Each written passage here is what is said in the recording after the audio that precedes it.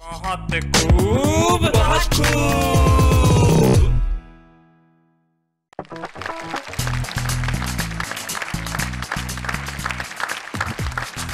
कविता शायरी की महफिल जिसका नाम है बहुत खूब, उसमें स्वागत करता है आपका दोस्त शैलेश लोढ़ा और कहता है बहुत खूब।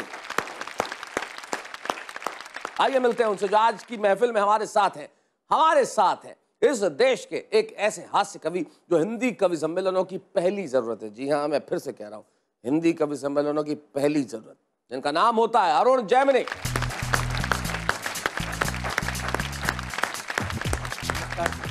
नमस्कार अरुण जी। हिंदी कवि सम्मेलन में बड़ा प्रसिद्ध नाम रहे हैं जैमिनी हरियाणवी, उनसे आपका कोई संबंध है? हाँ, वो मैं उनका छोरा हूँ। आप उनके छोरे हैं? हाँ। क्या बात है, यानी कविता आपको विरासत में मिली है?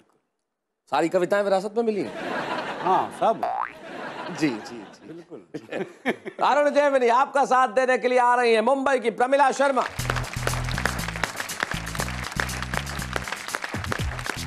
नमस्कार प्रमिला जी, कैसी हैं आप? बहुत अच्छी। आइए मिलते हैं उनसे जो हमारे एक बड़े ही वरिष्ठ और बड़े ही सम्माननीय गीतकार है, डॉक्टर कुंवर बेचैन।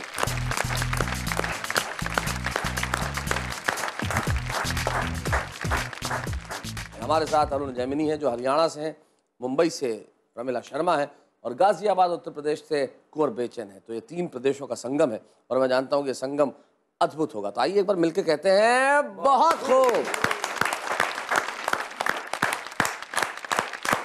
तो जैसा कि मैं कह रहा था कि आज तीन प्रदेशों का संगम है। यहाँ पे डॉक्टर कुंवर बेचैन है, अरुण जैमिनी और प्रमिला शर्मा है और कविताओं की महफिल है। डॉक्टर साहब, आपको अपने कवि सम्मेलन का कोई ऐसा कोई किस्सा याद है जो बड़ा ही रोचक रहा हो, जो लाजवाब रहा हो? अब असल में क्या है कि सबसे ज्यादा अविस्मरणीय तो वो कवि सम्मेलन होता है जिसमें पेमेंट नहीं मिलता। फिर भी कोई ऐसा किस्सा? नहीं, रोचक संस्मरण ये है कि सबसे पहला कवि सम्मेलन जब मैंने किया जी 1959 में, जब मैं 16 वर्ष का था, तो बिलारी नाम की जगह है, वहाँ पर कवि सम्मेलन था। तो मेरे में जो कवि उस क्षेत्र के श्री सुरेंद्र मिश्र जी वो सम्मेलन कराया करते थे। तो मुझे उस सम्मेलन में ले गए। जब सम्मेलन समाप्त हुआ तो मुझसे उन्होंने कहा कि आपको पारिश्रमिक मिला क्या? तो उस समय पारिश्रमिक शब्द का अर्थ नहीं जानता था मैं। तो मैं समझा किसी कवि का नाम है ये, जैसे मेरा कुंवर बेचैन। तो मैंने कहा पारिश्रमिक मुझे तो मिला नहीं। तो वो लगातार ये समझते रहे कि पैसे नहीं मिले। मैं हमें लगातार ये समझता रहा कोई आदमी नहीं मिला। वो कवि कौन सा है जितना बड़ा, बहुत ही ऐसा कवि है, बड़ा कवि है जिससे मिलवाने ले जा रहे हैं। और मुझे मिलवाने ले जाने के लिए रिक्शे में बैठे प्रिंसिपल साहब जो थे उनके घर जाने के लिए रिक्शा करा। बोले कैसे नहीं मिलता पारिश्रमिक, अभी दिलवा के लाते हैं तुम्हें जी। मिलो। तो हम जब वहाँ पहुँचे तो प्रिंसिपल साहब पता चला वो कॉलेज के अंदर ही हैं। लौट कर आए तो उन्होंने कहा कि इन्हें पारिश्रमिक नहीं मिला। तो वो भी बोले कि सामने ही थे, इन्हें कैसे मिल जाता? तो मैं अभी भी समझता रहा वो कवि का नाम है किसी का। आखिर में बोले मिश्र जी हमारे जो थे गुरु जी, जिन्होंने जो हमें ले गए थे, तो उन्होंने प्रिंसिपल साहब से कहा कि लाइए 5 रुपये रखिए पारिश्रमिक इनका। तो 5 रुपये रख के हमारे हथेली में जो रखे तो हम समझे पारिश्रमिक मानी पैसे होते हैं जो कभी समय बाद मिलते हैं। क्या बात है, क्या। और फिर उस दिन फैसला कर लिया, बोले कभी मिला न मिला पारिश्रमिक मिलना चाहिए। उसमें तो 30 पैसे लगे बस के केवल, और उसमें से 4 रुपये 70 पैसे बचे, उसमें हमने घड़ी ले ली टेबल वाली। क्या बात है, 4 रुपये 70 पैसे की घड़ी ली डॉक्टर कुंवर बेचैन ने और वो वक्त के बादशाह हो गए। वक्त को उन्होंने फिर पीछे मुड़ के कभी नहीं देखा। इनके बारे में तो हम और बातें करेंगे, लेकिन सबसे पहले एक छोटी सी भोजपुरी हास्य कविता सुनाने के लिए मैं बुलाता हूं प्रमिला शर्मा।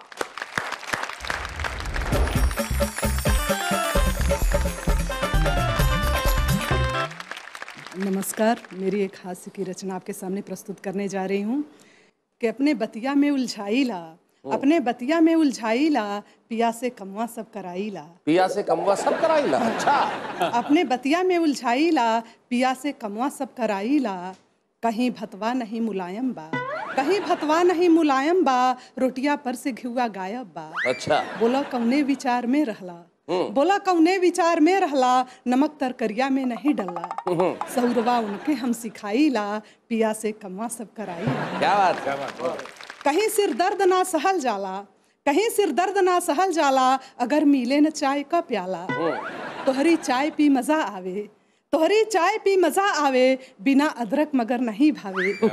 सबेरमा जल्दी से उठाई ला, पिया से कमवा सब कराई ला। कहीं के मोल भाव ना जानी, कहीं के मोल भाव ना जानी, यही से राशन पानी ना आनी। जरा जल्दी से जाके ले आवो, करके भाव पैसा दे आवो, झोलवा हाथ में थमाईला, झोलवा हाथ में थमाईला, पिया से कमवा सब कराईला। संझा जब वो काम से आवे, संझा जब वो काम से आवे, हमें दरवाजा पर कहत पावे, भाव पेट्रोल का बढ़े दिन दिन, भाव पेट्रोल का बढ़े दिन दिन, मोटरसाइकिलिया काहे लिहला किन, साइकिलिया काहे ना चलाईला, साइकिलिया काहे ना चलाईला, पिया से कमवा सब कराईला, पिया से कमवा सब कराईला। धन्यवाद। क्या बात है, वाह वाह। भाई ईश्वर ऐसी पत्नियां सब पतियों को दे जो पूरा टाइम टेबल बना के देते हैं कि भाई झोला उठा के सब्जी कितने बजे लानी है, साइकिल पे जाना है, घर का झाड़ू वाड़ू निकालना है। भाई जब ऐसे पति बहुत काम करते हैं तो एक पति ने अपने मित्र से कहा कि भाई मेरी पत्नी मुझसे घर के बहुत काम करवाती है, क्या करूं? बोले 2-4 घर और पकड़ लो। तो जीवन में हर चीज से कुछ ना कुछ ढूंढा जा सकता है। हम ढूंढेंगे ब्रेक के बाद। बहुत खूब।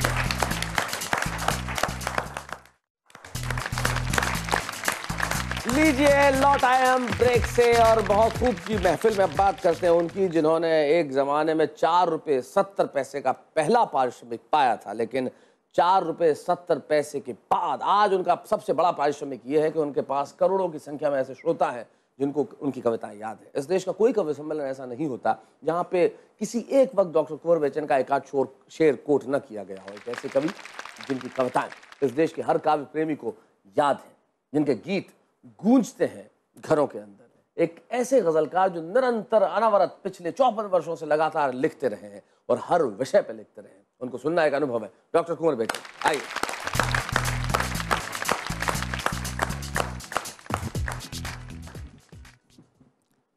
आज के युग की एक बड़ी विडंबना ये है कि भौतिक सभ्यता के उच्च शिखर पर हम बैठे हैं, लेकिन जड़ता की पूजा कर रहे हैं और चैतन्य जो है उसको हमने उपेक्षित कर दिया है।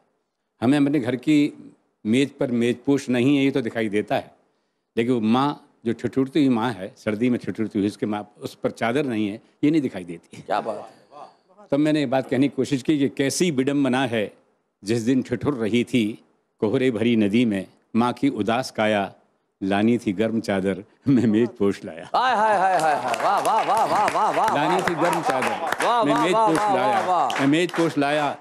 कैसा नशा चढ़ा है ये आज टाइयों पर, आंखें तरेड़ती हैं अपनी सुराहियों पर, मन से न बांध पाई रिश्ते गुलाब जैसे, ये राखियां बंधी हैं केवल कलाइयों पर। क्या बात है। ये राखियां बंधी हैं केवल कलाइयों पर, कैसी विडंबना है जिस दिन मुझे पिता ने बैसाखियां हटाकर बेटा कहा बुलाया, मैं अर्थ ढूंढने को तब शब्द कोश लाया। कैसी विडंबना है जिस दिन ठिठुर रही थी कोहरे भरी नदी में, माँ की उदास काया लानी थी गर्म चादर, मैं मेज पोश लाया।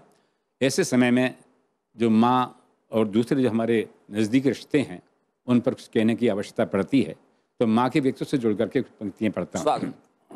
उसका जो गुस्सा है वो उसमें प्यार छपा होता है, अभी गुस्सा है अभी प्यार, दोनों चीज़ें उसके साथ जुड़ी रहती हैं। तो कहता हूँ, अभी उफनती हुई नदी हो, अभी नदी का उतार हो माँ, अभी उफनती, अभी उफनती हुई नदी हो, अभी नदी का उतार हो माँ, रहो किसी भी दशा दिशा में, तुम अपने बच्चों का प्यार हो माँ, रहो किसी भी दशा दिशा में, तुम अपने बच्चों का प्यार हो माँ, कभी उफनती नरम सी बाहों में खुद झुलाया, सुना के लोरी हमें सुलाया, जन्म जन्म से कभी न सोई, जन्म जन्म की जगार हो माँ, रहो किसी भी दशा दिशा में, तुम अपने बच्चों का प्यार हो माँ, तुम्हारे दिल को बहुत दुखाया, खुशी जरा दी बहुत रुलाया, मगर हमेशा ही प्यार पाया, कठोर को भी उदार हो माँ, रहो किसी भी दशा दिशा में, तुम अपने बच्चों का प्यार हो माँ, रहो किसी भी। कहता हूं, सदा ही तुमने तो फूल बांटे, जो तुमसे बिछुड़े मिले हैं कांटे, तुम्हारे बिन हम सभी हैं पतझर, तुम ही हमारी बहार हो माँ, रहो किसी भी दशा दिशा में, तुम अपने बच्चों का प्यार हो माँ। और ये खास तौर से सुनिएगा, नयन में अनगिन सपन समेटे, तुम्हारी बेटी तुम्हारे बेटे, सदा सदा ही ऋणी रहेंगे, जन्म जन्म का उधार हो माँ, रहो किसी भी दशा दिशा में, तुम अपने बच्चों का प्यार हो माँ। अंतिम पंक्तियां पढ़ता हूं। स्वागत। बड़ों ने जो भी यहाँ कहा है, कुंवर उसे कुछ यूं कह रहा है, ये सारी दुनिया है एक कहानी, ये सारी दुनिया है एक कहानी, तुम इस कहानी का सार हो किसी भी दशा दिशा में, तुम अपने बच्चों का प्यार हो माँ, अभी पंक्ति। क्या बात है, वाह वाह।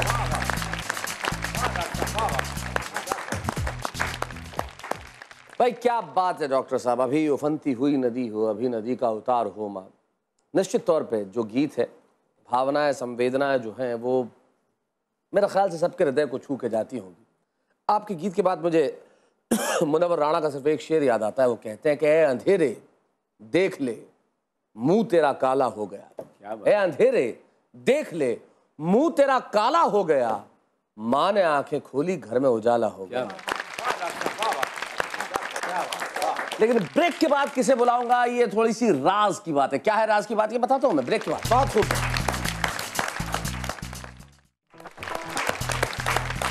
लौट आए हम फिर से बहुत खूब में, और ब्रेक पर जाने से पहले सुना रहे थे गीत कुंवर बेचैन साहब, और मैंने कहा था कि एक राज की बात है जिसे मैं बुलाने जा रहा हूं। राज की बात यह है कि अभी तो आपने गीत सुना था, अब मैं गीत के बाप को बुला रहा हूं।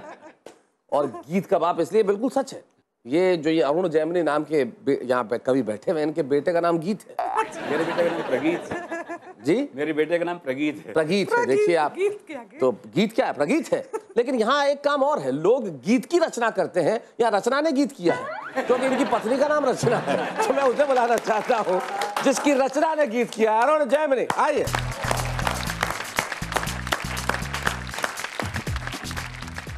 बहुत बढ़िया डॉक्टर साहब सुना रहे थे जी माँ पर बहुत कविताएं लिखी गई, लेकिन बेचारे बाप को किसी ने नहीं पूछा, और गीत के बाप को तो किसी ने नहीं पूछा। किसी ने नहीं पूछा जी। कहते भी हैं मातृभाषा, पितृभाषा कोई कहता है नहीं, क्योंकि बाप को बोल नहीं कहाँ दिया जाता है। हमारे साथ दिक्कत बहुत है, ट्रक के पीछे लिख देंगे माँ का आशीर्वाद, जिसकी किस्ते बेचारा बाप भुगत रहा होता है। तो हरियाणा तो ऐसा प्रदेश है जहाँ बाप बेटे के संबंध भी हास्य रस में, हमारे यहाँ तो सब संबंध हास्य रस में है जी। वो बटेऊ का तिलक हो रहा था विदा होते वक्त, सास ने तिलक किया और 21 रुपए हाथ में रख दिए। अब शैलेश जी, आज के जमाने में 21 रुपए कौन ले? है बोले सासू रहने दे, वो क्या बटेऊ ले ले। आधे घंटे तक यही बहस होती रही, वो क्या सासू रहने दे, वो क्या बटेऊ ले ले। इतनी देर में साली बोल पड़ी, हे जीजा ले लेना, 1 दर्जन केले ही तो लाया था। हमारे यहाँ ये संबंध सब हास्य रस में है जी। लेकिन सबसे ज्यादा बहर तो आजकल हमारे देश के नेता हैं, आप जानते हो, उनको तो कुछ कहना बड़ा मुश्किल काम हो गया है। अच्छा, जब चुनाव आते हैं तो सब जगह जगह तुलते हैं, कहीं सिक्कों से तुल रहे हैं, कहीं लड्डुओं से तुल रहे हैं। तो मैंने इस मानसिकता पर एक व्यंग्य कविता लिखी है, वो सुनाता हूं। स्वागत। गोबर की शॉर्टेज है, गोबर बाहर से मंगाएंगे, नेताजी को जैसे ही पता लगा वो बोले इस बार हम तो खुद को गोबर से ही तुलवाएंगे। अच्छा। एक पलड़े में नेताजी, एक में गोबर। सीन था बड़ा धांसू, पास खड़ी भैंस की आंखों में थे आंसू। गोबर रह रह कर बह रहा था हाँ। और भैंस का दिल कह रहा था, क्या मैंने इसी दिन के लिए खाया पिया था?